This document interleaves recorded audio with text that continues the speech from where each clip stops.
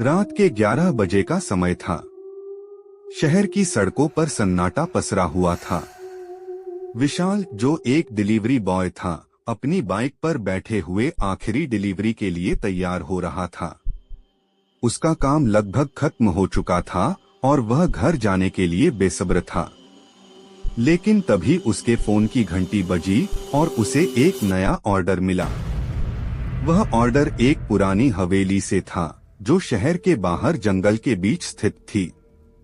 विशाल को थोड़ा अजीब लगा, लेकिन नौकरी तो नौकरी थी। विशाल ने ऑर्डर स्वीकार किया और हवेली की ओर बढ़ चला। रात का समय और सुनसान रास्ते उसे थोड़ा डरावना महसूस करा रहे थे, लेकिन उसने अपनी हिम्मत नहीं खोई। जैसे जैसे वह हवेली के करीब पहुंचा, रास्ता और भी सुनसान होता गया। पेड़ों के बीच से हवेली का काला धुंधला आकार नजर आने लगा। हवेली के पास पहुंचते ही विशाल को एक अजीब सी ठंड महसूस हुई। हवेली की बड़ी बड़ी खिड़कियां और पुरानी संरचना ने उसे एक भयानक एहसास दिलाया। उसने अपनी बाइक रोकी और दरवाजे की ओर बढ़ा। दरवाजे पर कोई बेल नहीं थी, इसलिए उसने दरवाजा खटखटाया। कुछ देर बाद दरवाजा धीरे धीरे खुला और एक बूढ़ा आदमी बाहर आया। उसकी आंखों में एक अजीब सी चमक थी। बूढ़े आदमी ने बिना कुछ कहे विशाल को अंदर आने का इशारा किया। विशाल ने अपने भीतर उठ रहे डर को नजरअंदाज किया और अंदर चला गया। अंदर का दृश्य और भी भयावह था। दीवारों पर पुराने चित्र और पेंटिंग्स थीं, जो किसी अज्ञात काल की प्रतीत हो रही थीं। हवेली के अंदर एक अजीब सी गंध थी, जैसे बहुत पुराने और जंग लगे लकड़ी की।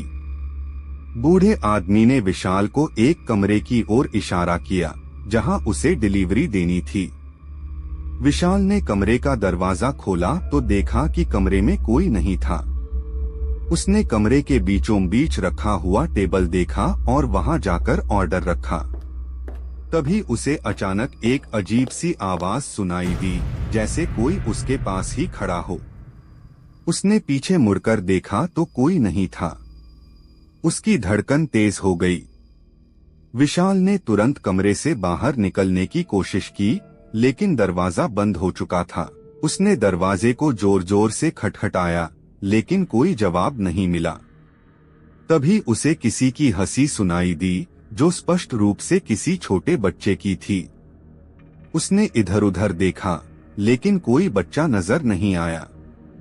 वह दरवाजा खोलने की कोशिश कर ही रहा था कि उसे कमरे के कोने में एक पुरानी किताब नजर आई। उसने किताब उठाई और उसके पन्ने पलटने लगा। किताब में उस हवेली के बारे में लिखा हुआ था। वह हवेली कभी एक खुशहाल परिवार का घर हुआ करती थी, लेकिन एक दुर्घटना में सभी की मौत हो गई थी। कहते हैं कि उन आत्माओं का अभी भी उस हवेली में वास है। विशाल के मन में भय और अधिक बढ़ गया। उसने किसी तरह दरवाजा खोला और बाहर भागा। हवेली के गलियारों में दौड़ते हुए उसे कई भूतिया चेहरे दिखाई दिए। वह बूढ़ा आदमी भी उसे कहीं नजर नहीं आ रहा था। विशाल ने किसी तरह मुख्य दरवाजे की ओर दौड़ लगाई, लेकिन दरवाजा भी बंद हो चुका था। तभी उसे बूढ़े आदमी की आवाज सुनाई दी, यहाँ से कोई नहीं जा सकता, जो एक बार आ गया। विशाल ने पीछे मुड़कर देखा तो वह बूढ़ा आदमी उसके सामने खड़ा था, लेकिन इस बार उसकी आंखों में एक अजीब सी चमक थी, जो इंसान की नहीं लग रही थी।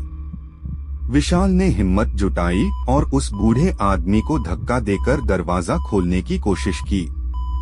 उसने दरवाजा खोला और बाहर की ओर दौड़ा। बाहर पहुंचते ही उसने बाइक स्टार्ट की और बिना पीछे देखे वहां से भाग निकला। उसकी सांसें तेज हो रही थीं और दिल की धड़कनें अभी भी तेज थीं। विशाल ने सोचा कि वह सुरक्षित निकल आया है, लेकिन अगले दिन उसने अपने फोन में एक अजीब सा मैसेज देखा। वह मैसेज उसी हवेली से था, जिसमें लिखा था, तुम भाग तो गए, लेकिन क्या वाकई बच पाओगे? विशाल ने उस दिन के बाद डिलीवरी का काम छोड़ दिया, लेकिन हवेली की वो रात और वहां के अनुभव उसे कभी नहीं भूले। वह अब भी कभी कभी रात को उठकर उस बूढ़े आदमी और उसकी भूतिया हवेली के बारे में सोचता है। उसके मन में हमेशा एक डर रहता है कि कहीं वे आत्माएं उसे फिर से ढूंढ ना लें। विशाल ने डिलीवरी का काम छोड़ने के बाद एक नई नौकरी की तलाश शुरू की। उसे एक छोटे से कैफे में काम मिल गया। वहां काम करते हुए उसे कुछ शांति मिली, लेकिन हवेली की यादें उसे अक्सर परेशान करती थीं। वह खुद को समझाने की कोशिश करता कि वह सब केवल उसका वहम था, लेकिन अंदर ही अंदर उसे पता था कि वह सच्चाई से भाग नहीं सकता। एक दिन कैफे में काम करते हुए विशाल को एक अनजान नंबर से मैसेज आया। उस मैसेज में सिर्फ एक लाइन लिखी थी, क्या तुमने सोचा कि तुम बच जाओगे? विशाल के रोंगटे खड़े हो गए। उसने मैसेज को नजरअंदाज करने की कोशिश की, लेकिन डर उसके दिल में घर कर गया था। विशाल ने उस रात अपने दोस्त अर्जुन से मिलने का फैसला किया। अर्जुन को उसने हवेली वाली घटना के बारे में पहले कभी नहीं बताया था। विशाल ने अपने मन का बोझ हल्का करने के लिए सारी बातें अर्जुन को बताई। अर्जुन ने उसकी बातें सुनकर उसे सलाह दी कि वह उस हवेली के बारे में और जानकारी जुटाए। शायद उससे कोई सुराग मिल सके। विशाल और अर्जुन ने मिलकर उस पुरानी हवेली के बारे में छानबीन शुरू की। उन्हें पता चला कि उस हवेली के बारे में कई रहस्यमयी कहानियां फैली हुई थीं। कुछ लोग कहते थे कि वहां की आत्माएं अपने परिवार के खोए हुए सदस्य की तलाश में भटक रही थीं। कुछ का मानना था कि हवेली में कुछ अनहोनी शक्तियां थीं जो लोगों को अपनी ओर खींचती थीं। विशाल ने हिम्मत जुटाकर हवेली में वापस जाने का फैसला किया। वह जानता था कि यह खतरनाक हो सकता है, लेकिन उसके पास कोई और रास्ता नहीं था। अर्जुन ने भी उसका साथ देने का फैसला किया। दोनों ने तय किया कि वे दिन के उजाले में ही हवेली जाएंगे, ताकि किसी अनहोनी से बचा जा सके। अर्जुन और विशाल एक दोपहर हवेली के पास पहुंचे। वहां पहुंचते ही उन्हें वही ठंड महसूस हुई जो विशाल ने पहले अनुभव की थी। दोनों ने हिम्मत जुटाई और हवेली के अंदर कदम रखा। हवेली के अंदर जाते ही एक अजीब सन्नाटा छा गया। विशाल ने अपने चारों ओर देखा। सब कुछ वैसा ही था जैसा उसने पिछली बार देखा था। तभी दोनों को एक बच्चे की हंसी सुनाई दी। दोनों ने आवाज की दिशा में चलना शुरू किया। उन्हें एक कमरे में एक छोटा बच्चा बैठा दिखा जो उन्हीं की ओर देख रहा था। अर्जुन ने बच्चे से बात करने की कोशिश की, लेकिन वह बच्चा अचानक गायब हो गया। कमरे में एक अजीब सी ऊर्जा महसूस हो रही थी। विशाल ने कमरे में रखी उसी पुरानी किताब को देखा जिसे उसने पिछली बार देखा था। उसने किताब को फिर से खोलकर देखा और इस बार उसमें एक नया पन्ना जोड़ा हुआ पाया। उस पन्ने में लिखा था कि जो कोई भी इस हवेली में आता है, उसे हमारे परिवार का हिस्सा बनना पड़ता है।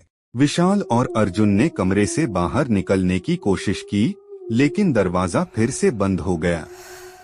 हवेली के अंदर अचानक से तेज हवा चलने लगी और दरवाजे खिड़कियां अपने आप बंद होने लगीं। दोनों ने डर के मारे भागने की कोशिश की, लेकिन हवेली की आत्माओं ने उन्हें चारों ओर से घेर लिया। विशाल और अर्जुन ने अपनी पूरी ताकत लगाकर दरवाजा खोलने की कोशिश की, लेकिन सफलता नहीं मिली। तभी विशाल को एक आवाज सुनाई दी, तुम्हें यहाँ से बाहर निकलने के लिए हमारी मदद करनी होगी। विशाल ने पूछा, कैसी मदद? जवाब आया, हमें हमारे परिवार के साथ मिलाओ। विशाल ने आत्माओं से पूछा कि वह कैसे उनकी मदद कर सकता है। आत्माओं ने बताया कि हवेली के तहखाने में एक पुराना बक्सा है, जिसमें उनके परिवार के सदस्यों की यादें बंद हैं। यदि वह बक्सा खोल दिया जाए तो वे सब मुक्त हो सकते हैं। विशाल और अर्जुन ने तहखाने का रास्ता ढूंढा और बक्से तक पहुंचे। विशाल और अर्जुन ने मिलकर बक्सा खोला। बक्से के खुलते ही एक तेज रोशनी निकली और पूरे कमरे में फैल गई। रोशनी के साथ ही हवेली की आत्माएं भी मुक्त हो गईं। हवेली में अचानक से एक सन्नाटा छा गया। विशाल और अर्जुन ने महसूस किया कि अब वे सुरक्षित हैं। दोनों ने हवेली से बाहर निकलकर चैन की सांस ली। विशाल ने उस दिन के बाद अपने जीवन को फिर से संवारने का फैसला किया। उसने अपने अनुभवों से सीखा कि कभी कभी जीवन में हमें अनजाने रास्तों पर चलना पड़ता है, लेकिन हिम्मत और दृढ़ता से हम हर चुनौती का सामना कर सकते हैं। अर्जुन और विशाल की दोस्ती और भी मजबूत हो गई और दोनों ने मिलकर अपने भविष्य को एक नई दिशा दी। यह कहानी हमें सिखाती है कि चाहे परिस्थितियां कितनी भी भयावह क्यों न हो, सच्चाई और हिम्मत के साथ उनका सामना करना ही सही रास्ता है। विशाल की यह यात्रा सिर्फ एक भूतिया अनुभव नहीं थी, बल्कि एक ऐसा सफर था जिसने उसे जीवन के नए अर्थ और मूल्य सिखाए। इस प्रकार विशाल की सच्ची कहानी समाप्त होती है। यह न सिर्फ एक डरावनी कहानी थी, बल्कि एक साहस और मित्रता की कहानी भी थी। दोस्तों, मुझे उम्मीद है कि आपको ये हॉरर कहानियां जरूर पसंद आई होंगी।